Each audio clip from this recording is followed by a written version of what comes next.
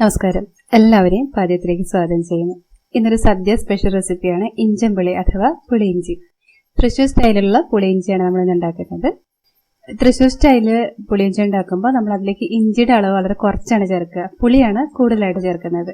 ഞാനിവിടെ 2 ചെറിയ കഷ്ണം ഇഞ്ചിയാണ് എടുത്തിട്ടുള്ളത്. അതായത് 30 ഗ്രാം ഇഞ്ചിയാണുള്ളത്. ഇത് തൊണ്ടൊക്കെ കളഞ്ഞ് ക്ലീൻ ചെയ്ത ശേഷം നല്ല പൊടിയായിട്ട് അരിഞ്ഞെടുത്ത് വയ്ക്കുക. പിന്നെ വേണ്ടത് വാളംപുളിയാണ്. ഞാനിവിടെ ഒരു വലിയ ചെറുനാരങ്ങയുടെ വലിപ്പത്തിലുള്ള വാളംപുളി എടുത്തിട്ടുണ്ട്.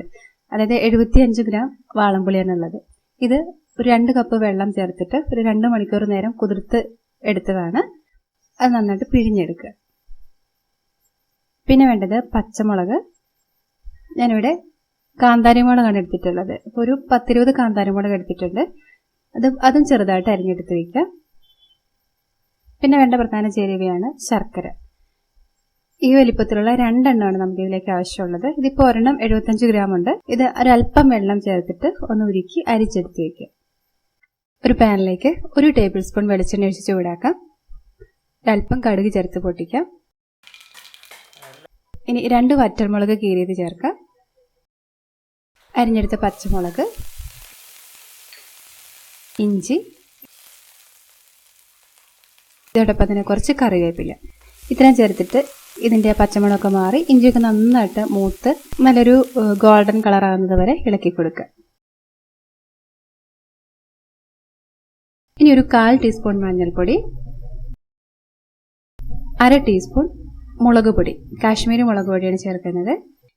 ഇനി വേഗം തന്നെ ഇതിലേക്ക് പിഴിഞ്ഞെടുത്തിട്ടുള്ള പുളി ചേർക്കാം. ഇനി ശർക്കര ഉരുക്കിയത് കൂടി ചേർക്കാം. ആവശ്യത്തിനുള്ള ഉപ്പ് ചേർത്ത് കൊടുക്കുക. ഇനി ഈ വെള്ളമൊക്കെ വറ്റി വരുന്ന ഇതൊന്ന് കുറുകി വരുന്നവരെ ഒരു മീഡിയം ഫ്ലെയിമിൽ വേവിച്ചെടുക്കുക. പുളി പിഴിയുമ്പോഴും അതുപോലെ ശർക്കര ഉരുക്കുമ്പോഴും ഒക്കെ കൂടുതൽ വെള്ളം ചേർത്താൽ അത് വറ്റി വരാനായിട്ട് കൂടുതൽ സമയം വേണ്ടി വരും. അപ്പോൾ അതുകൊണ്ട് കുറേശ്ശെ വെള്ളം ചേർത്ത് ഇതൊക്കെ ചെയ്തെടുക്കാനായിട്ട് ശ്രദ്ധിക്കുക. ഇപ്പോൾ ഇതിവിടെ തിളച്ച് വറ്റി കുറുകി വന്നിട്ടുണ്ട്. ഈ ഒരു പാകമാകുമ്പോൾ തന്നെ നമുക്ക് ഫ്ലെയിം ഓഫ് ചെയ്യാം. പിന്നെ ഈ പാനിലിരുന്ന് അതിൻ്റെ ആ ചൂടിൽ അതൊന്നുകൂടി കുറുകി വന്നോളും. ഫ്ലെയിം ഓഫ് ചെയ്ത് കഴിഞ്ഞാൽ ഇതിലേക്ക് ഒരു 2 നുള്ളോളം ഉലുവാപ്പൊടി ചേർത്ത് കൊടുക്കുക. നന്നായിട്ട് യോജിപ്പിച്ചെടുക്കുക. അപ്പോൾ ഇത്രയേ ഉള്ളൂ. നല്ല ടേസ്റ്റി ആയിട്ടുള്ള ഇഞ്ചമ്പുളി ഇവിടെ റെഡിയായി കഴിഞ്ഞു. ഇത് കുറേ ദിവസം കേടാകാതിരുന്നോളൂ. അപ്പോൾ ഈ വീഡിയോ നിങ്ങൾക്ക് ഉപകാരപ്പെട്ടു എന്ന് വിചാരിക്കുന്നു. തീർച്ചയായിട്ടും നിങ്ങൾ ട്രൈ ചെയ്ത് നോക്കി നിങ്ങളുടെ ഫീഡ്ബാക്ക് അറിയിക്കുക. ഇഷ്ടപ്പെട്ടെങ്കിൽ ലൈക്ക് ചെയ്യാനും അതുപോലെ ഫ്രണ്ട്സിനും റിലേറ്റീവ്സിനൊക്കെ ഷെയർ ചെയ്ത് കൊടുക്കാനും മറക്കരുത്. എല്ലാവർക്കും നല്ലൊരു ഓണം ആശംസിക്കുന്നു. ഇനി നല്ലൊരു റെസിപ്പിയിലൂടെ നമുക്ക് വീണ്ടും കാണാം. അതുവരെ നന്ദി, നമസ്കാരം.